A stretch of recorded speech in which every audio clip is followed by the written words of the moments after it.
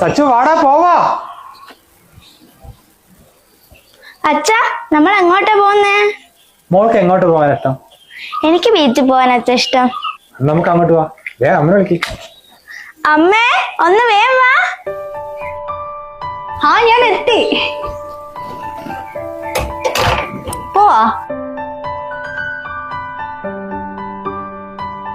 പറഞ്ഞു തീർക്കാൻ പറ്റാവുന്ന ചെറിയ കാര്യങ്ങൾക്ക് പോലും ഡിവോഴ്സ് തെരഞ്ഞെടുക്കുന്നത് ഇപ്പൊ ഒരു പാഷനായി മാറിയിട്ടുണ്ട്.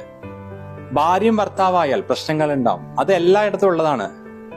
രണ്ടാളും തമ്മിൽ മനസ്സ് തുറന്ന് സംസാരിച്ചാൽ തീരാവുന്ന പ്രശ്നങ്ങൾ രണ്ടാളുടെ ഈഗോ ക്ലാഷ് കാരണം വഷളാക്കി ഡിവോഴ്സ് വരെ എത്തിക്കുമ്പോൾ ഒന്നും അറിയാതെ അതിൽ പെട്ടുപോകുന്ന നിങ്ങളുടെ മക്കളുടെ മാനസികാവസ്ഥ എപ്പോഴെങ്കിലും ചിന്തിച്ചിട്ടുണ്ടോ?